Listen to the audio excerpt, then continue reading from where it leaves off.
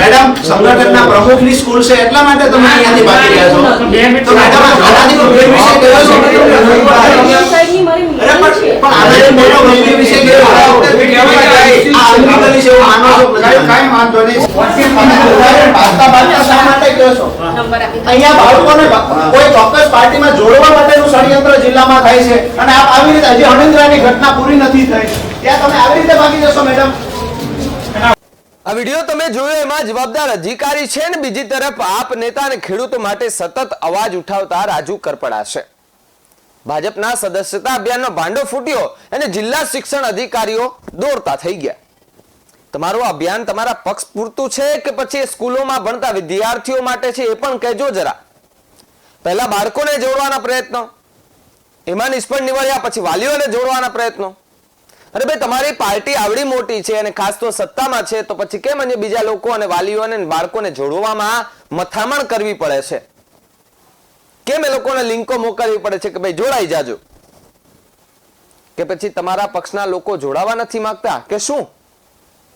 આ આખા મામલે રાજુ કરપડા જવાબદાર અધિકારી પાસે પહોંચ્યા તો અધિકારીએ જવાબ તો દૂર, ખુરચી પરથી ઊભા થઈને સીધી ચાલતી પકડી. બોલો શું થયું આ મામલે? જુઓ આ વિડીયોમાં. કમિટી તમારી અમે એના બે ત્રણ અધિકારીને તપાસવા મોકલી. વિદ્યાર્થીઓ અને વાલીઓના નિવેદન લેવામાં આવે એમાં. બરાબર, એવું નહીં કે ખાલી સંચાલકને પૂછી અને સાહેબ કમિટીની અંદર અમારો કોઈ માણસ જઈ શકે? કેમ ન જઈ શકે? તો તમારા અધિકારીઓ તમે જે સરકારી રગે અમારે તપાસ કરવાની હોય. તમે અણિદ્રા વાળી વાતમાં એવું કહ્યું મેસેજ તમને આમ તો ન્યૂઝ પેપરમાં આવે તો એટલે મને અમારા ગ્રુપ દ્વારા જ મળ્યો છે. અમારું ગ્રુપ છે એટલે તમે તપાસ કરી. હા. તો એમાં પ્રાથમિક વિભાગમાં આ કોઈ ઇશ્યુ નહોતો. તો એ ઇશ્યુ છે માં અચ્છા ન્યૂઝ ખોટા હતા એવું કહેવાનું હતું. ન્યૂઝની અંદર જે પ્રાથમિક શાળાનું પહેલા દિવસે આપ્યું એટલે અમે પ્રાથમિકમાં તપાસ તો પછી તપાસ તમે કરી તો એ ન્યૂઝ તો હતા જ. તો પછી પ્રાથમિક ન્યૂઝમાં ઘણીવાર ભૂલ થતી હોય. અચ્છા તો એ ન્યૂઝમાં ભૂલ છે આવું અમે માનીએ. શાળા આપે બરાબર, શાળા આપે. શાળા તો બધા પ્રકારની પ્રાથમિક હોય, માધ્યમિક હોય. હવે તમારું એવું કહેવાનું છે અણિંદ્રા વાળા વિષયમાં જે પેલા ભાઈ ચડ્ડી અને બનિયાન ને ખંભે ધોકો રાખી અને પેલા આરએસએસ ના કોઈ પ્રિન્સિપાલ ડીએમનું ડીપી જેવું છે. તમે એક મને એક અમારા પ્રાથમિક તમને એક નંબર કાઢી પડે. હું તમને એટલું જ ખાલી પૂછું છું, માધ્યમિકમાં હશે, ઉચ્ચ માધ્યમિકમાં હશે, તમે તો એમાંથી છૂટ્યા કે ભાઈ પ્રાથમિક વિભાગનો વિષય નથી એટલે તમે છૂટ્યા. હું એટલું પૂછીશ, તમે પણ અહીંયા નાયબ જિલ્લા શિક્ષણ અધિકારી છો મારા ખ્યાલથી, તમે ચાલુ નોકરીએ તમારા ડીપી પર કોઈ પાર્ટીનું બેનર અથવા કોઈ સંસ્થા જે પાર્ટીઓ સાથે જોડાયેલી હોય આનું ડીપી રાખી શકો ખરા? ટીચર પ્રિન્સિપાલ કઈ શાળામાં છે જ્યાં હશે ત્યાં શિક્ષક રાખી શકે ખરા?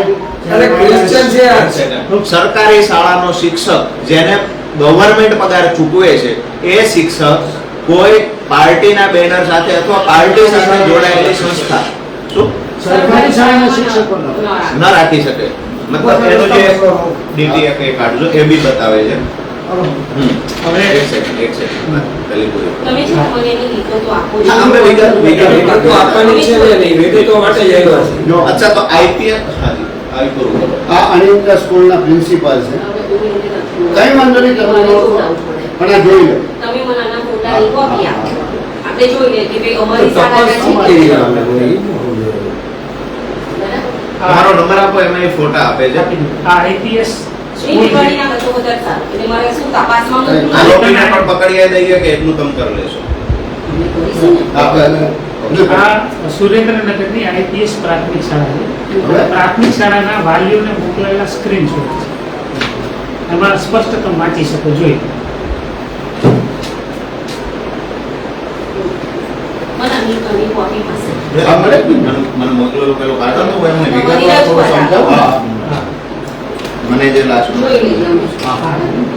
મેડમ આ ચોથા ધોરણનું આઈપીએસ નું જે ગ્રુપ છે જેમાં સ્ટાન્ડર્ડ 4 એટલે ચોથા ધોરણનું જે ગ્રુપ છે જેમાં વાલીને સ્કૂલમાં થતી પ્રવૃત્તિઓથી વાકેફ કરવા માટેનું ગ્રુપ છે એની સાથે જે સ્કૂલમાં હોમવર્ક આપે છે એ મોકલવા માટે એટલે ગંભીર વિષય છે. આ જે ગ્રુપ છે તમામ વાલીઓ બહુ ગંભીરતાથી રોજે રોજ નોટ કરતા હોય છે કે આપણા બાળકોને આજે શું શિક્ષણ આપવામાં આવ્યું. જે કાંઈ સ્કૂલમાંથી આ ગ્રુપમાં જે સૂચનાઓ આપવામાં આવે છે આ બધી સૂચનાઓ વાલીઓ ફોલો કરતા હોય છે પોતાના બાળકના ઉજળા ભવિષ્ય માટે. હવે એ આઈપીએસ સ્કૂલમાંથી કોની છે એ મને ખબર નથી, પણ મને જ્યાં સુધી જાણવા મળ્યું ત્યાં સુધી અહીંના ભાજપના સંગઠનના કોઈ સારા એવા હોદ્દેદાર એમાં ભાગીદાર છે, આવું જે અમને જાણવા મળ્યું છે.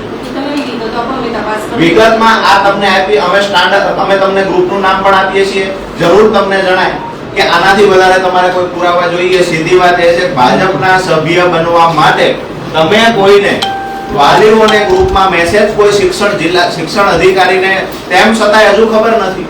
આઈપીએસ વાળા કોઈ ન્યૂઝ ચાલ્યા છે કે અચ્છા, તો ન્યૂઝ પણ ચાલ્યા છે તેમ છતાંય તમે કહો છો કે અમને ખબર નથી અને અમે અત્યારે ફરિયાદ કરી ત્યારે ખબર પડી. તો મેડમ આપ શું કરો છો આપના વિભાગમાં એ મને સમજાવો. આપ નાયબ અહીંયા જિલ્લા શિક્ષણ અધિકારી આપ શું કરો છો? એટલે એપ્લિકેશન મતલબ એપ્લિકેશન અત્યારે એપ્લિકેશન કાલે સવારે તમે ન્યૂઝ અચ્છા, તો તમને અણિંદ્રા બાબતની એપ્લિકેશન મળી હતી કોઈ? અચ્છા, તો આના પણ ન્યૂઝ ચાલ્યા. મતલબ કે ભાજપના સંગઠનના હોદ્દેદારની સ્કૂલ છે એટલા માટે ત્યાં નથી આવું કઈ છે મેડમ? એવું નથી, જોઈ લેજો. ક્યારે જોઈ લેશો? આજે જ. અચ્છા, અમે આ ગ્રુપ બાબતે તમારે વધારાની કઈ વિગત જોઈએ છે? એક કોઈ ચોક્કસ પાર્ટી પોતાના સભ્યો બનાવવા માટે બાળકોનો જે વિદ્યાર્થીઓનો મિસયુઝ કરે. નહીં મીટિંગ હશે બેન, આનાથી ગંભીર વિષય કયો છે મેડમ? સાચી વાત છે, હું જોઉં. બે મિનિટ નહીં, આનાથી ગંભીર વિષય કયો છે? તમે સમજો છો અમારી વાત? મને જે ખબર પડે છે. ચોક્કસ પાર્ટી માટે કે ભાઈ આ ભાજપના સભ્યો બનાવવા માટે મેડમ સંગઠનના પ્રમુખની સ્કૂલ છે એટલા માટે તમે અહીંયાથી ભાગી રહ્યા છો. તો મેડમ આનાથી ગંભીર વિષય કયો છે? સાહેબની મારી અરે મીટિંગ છે. પણ આનાથી મોટો ગંભીર વિષય કયો છે? આ અનગઢ વિશે એવું માનો છો? કાંઈ વાંધો નહીં સર.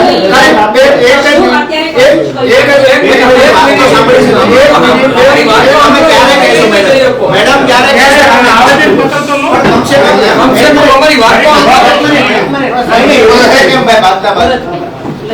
મેડમ અહીંયા કોને આપી? અમે આ રજૂઆત કોને તમે આવી રીતે સ્ટેટમેન્ટ નહીં કરો. આવી રીતે ઓફિસ છોડી જતા રહેશો મેડમ? તમારી રજૂઆત અમે તમને બાળકોના ભવિષ્ય માટે હાથ જોડીએ મેડમ. જિલ્લાના બાળકોના જિલ્લાની સ્કૂલોમાં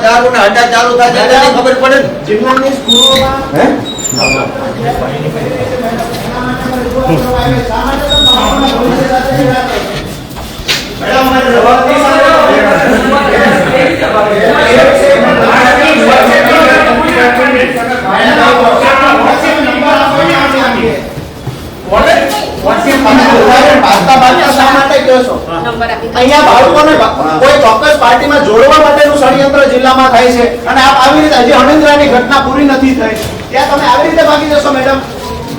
આ કઈ રીત છે મેડમ?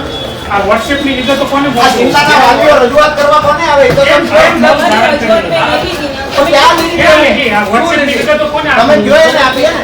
પણ બેન અમે તમને મળવા આવ્યા છીએ, તમે આ વાત તો છો કે આ તો આટલી બધી ગંભીર બાબત છે ને બધી તમે private જિલ્લાના બાળકો સાથે આવી રીતે મેડમ પણ આજુબાજુ તમે આપીએ જિલ્લાના બાળકો સાથે મેડમ આવી રીતે ઝઘડા કરો છો. કોને આપી પુરાવો? આટો બાબા માય ગૌ બોલવા સુરેન્દ્રનગર જિલ્લાના અધિકારીએ કાળા કાચવાળી ગાડી છે ને?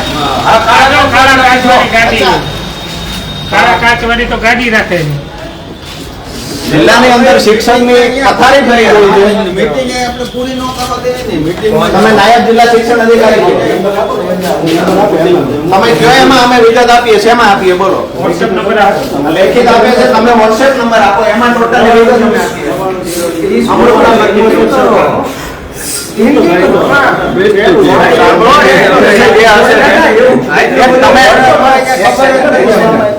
એક સેકન્ડ, તમે નાયબ જિલ્લા શિક્ષણ અધિકારી છો. આ ઘટનાથી અમે તમને વાકેફ કર્યા. હવે ઓફિસ છોડીને જિલ્લા શિક્ષણ અધિકારી ભાગી ગયા. હવે અમે તમને કહીએ કે આ મુદ્દે અમે રજૂઆત કરીએ. અમે વળતો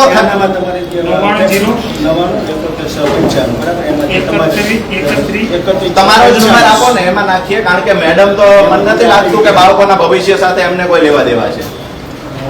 તમારો નંબર આપો.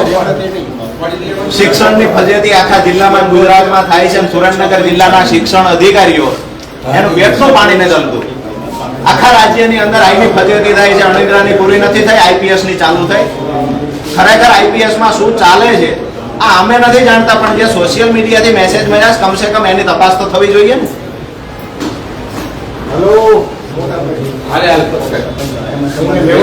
DPO નો નંબર આપે ઈ કે આમને કરો ને આ DPO નો નંબર આપે.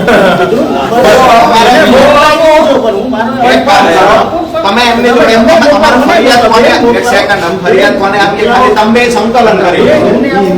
પેલા તમે આ રીતે પૂછી લો. ગવર્મેન્ટ નંબર ગવર્મેન્ટમાં તમે નાખીએ, અમે તમને ફરિયાદ કરીએ. હવે એની તપાસ અનુસંધાને પણ જે અરજદાર છે ને એને તમારે માહિતી આપવી